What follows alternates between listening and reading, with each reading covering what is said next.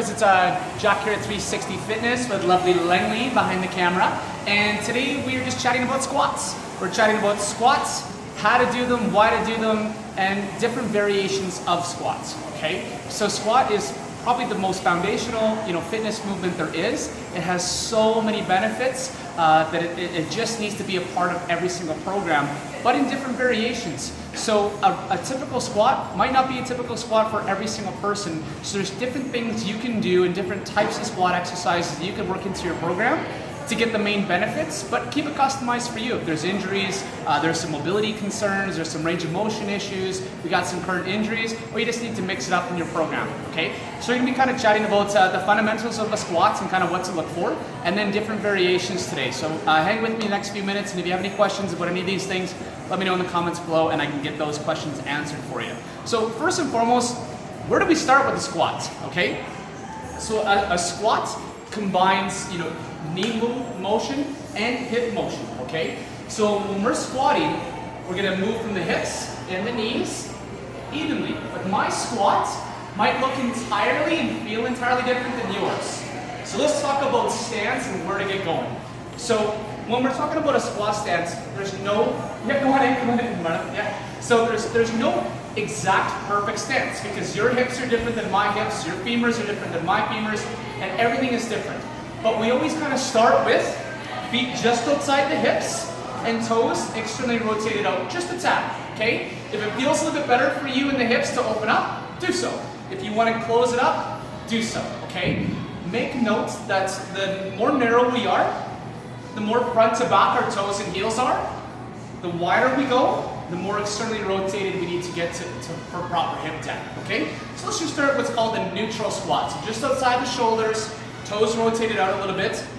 And when I'm gonna start squatting, imagine that I'm sitting on an invisible chair and I'm gonna push my bum back first, okay? So when I'm squatting, I want my bum to come back and down at that rate. A lot of times people will mess up their squats right off the get-go thinking that it's only a knee movement first. And they're gonna be going knee dominant and bending the knees to lower their body. So watch my hips. Nice static hip, too tight, and I'm using through the knees. My knees track over top my toes, not good at all, okay? You have to think of the squat as a hip dominant movement, knees second. So I'm gonna be pushing my bum back and sitting on that chair. We shoot for about 90 degrees. If you can get the depth without your back rolling and your chest sinking, do so, okay?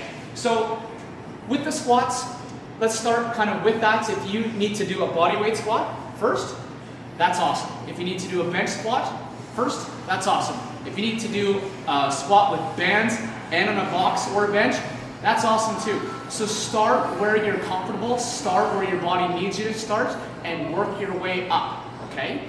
So once you can get there, you can do a loaded squat. So let's come on over here. So what we're gonna be chatting about today is some different barbell variation of squats, a couple dumbbell ones, and some other kind of alternatives.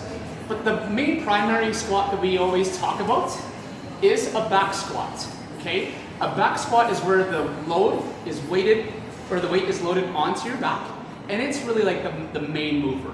Now, this is kind of the primary squat version because the weight is super secure, okay? And typically, we're loaded perfectly through our kind of force lines, so we're able to do the most load, okay? So on a back squat, it's usually the one we can do the most weight effectively. But if we have some range of motion issues or some flexibility or injuries, this guy might not be good, okay? But let's go over how to do a back squat first, and I'll kind of give you other variations if you got some range of motion stuff. So come on behind me, Lenny.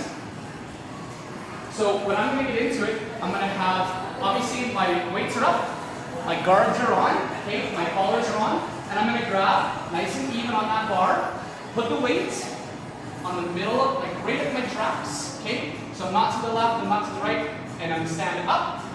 And I'm gonna come back into that neutral stance, okay? My eyes are up, my chest is up, my bum goes back, and I'm up. My bum goes up, down, and I'm up.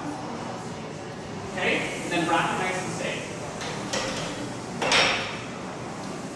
So on a barbell squat, it's super good because we can have that weight secure, we can have a lot of load, But especially if you have a lot of upper body range of motion issues, or if you have some injuries in your shoulders, in your back, even into your neck, it's really tough to get back here properly without rolling forward, okay? So if you don't have the range of motion to grab that bar, sit across the top trap, and keep that chest up, the barbell squat's not gonna be a good squat for you, because you're constantly gonna be fighting your range of motion on your upper body before even lower body kicks in. So if this guy is ever an issue for you, work on your range of motion in your lats, your chest, your shoulders, and your biceps, and even into the C-spine so you can get underneath that bar, okay? If that is too much of an issue, you might want to switch to a front squat. So we're going to go over that one right now. A front squat is a front-loaded barbell movement, and there's two ways we can kind of grab it.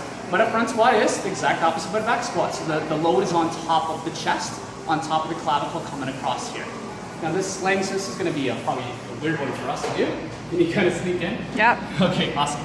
So when I'm getting into a front squat, I'm going to kind of have it on the exact opposite. So it's in my upper traps. And the bar is going to be sitting across my shoulder, my collarbone and my clavicle here. And the weight is going to be up into my hands for version 1, okay? So I'm going to grab, nice and even again. I'm going to come underneath, lift my elbows up, keep my elbows up nice and high. And you see how that bar is situated in my hands, in my palms, my elbows are up, my chest is up, that bar is right across my shoulder line. I'm going to get into that same neutral squat stance, okay? So just a little bit out. And then, down out. Elbows up nice and high.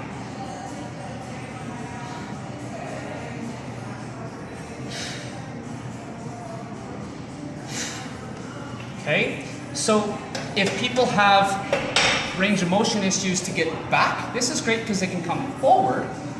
And then let's say if you have forward range of motion issues, you can use the back squat.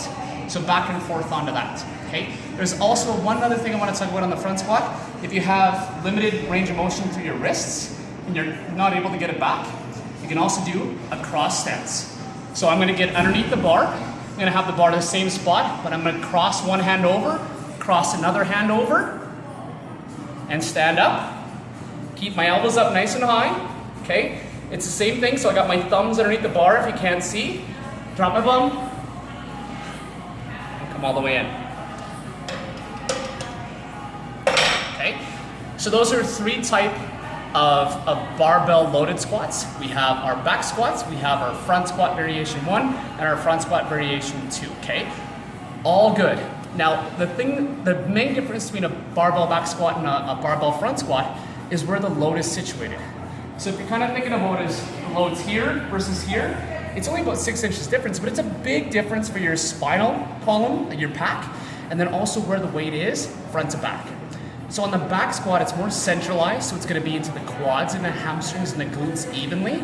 On a front squat, it's going to be more quad dominant. So the weight is going to be more forwards on the body, and our quads are going to have to work a little bit harder, and our abs are going to have to work a little bit harder because we got to stand up taller in the squat. So there's not a better version for a front squat or a back squat. The back squat's going to be able to do more load, right? So you're going to have a little bit more power and a little bit more strength out of it. But if you don't have the range of motion to do it, it kind of defeats the purpose. Get into a front squat, okay? So you can do on the 2 variations. Now, if neither of these work for you, there's an awesome third alternative called a goblet squat, okay? So Lance, come on over here.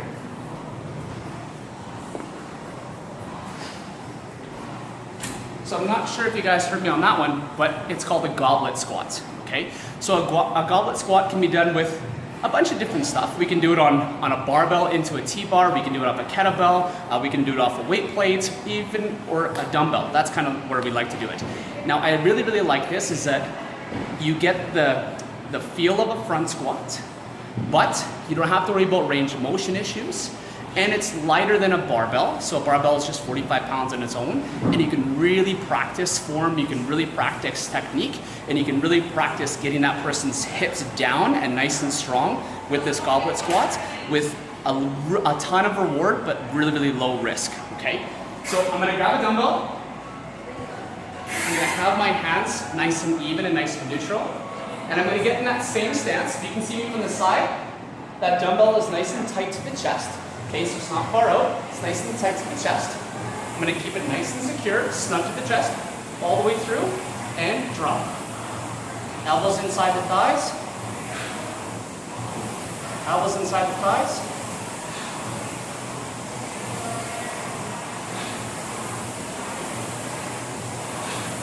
So it promotes the same type of motion, the same type of movement as that front squat, but I don't have to worry about range of motion issues. I can get that hand underneath, I can keep the weight nice and strong to me, and I can use a weight lower than even an empty barbell, which is 45 pounds. This guy alone is 45 pounds.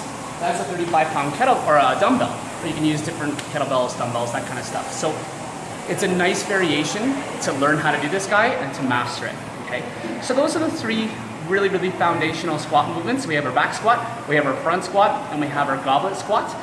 Mix them up in your programs, mix them up in your routines, change up your rep ranges, change up your weight ranges, change up your volume, change it up. Keep moving and keep progressing through them. And if one is good for you, make sure that's your strong point. If one's your weak point, make sure you kind of focus on getting rid of those weaknesses, getting rid of those limitations and liabilities on the range of motion, so you can work in all three squat patterns. But yeah, I think that's it. Kind of summarize all three. If you guys have any specific questions about those three squats, let me know in the comments below, and me and Langs will help you out. Okay, thanks guys. Bye.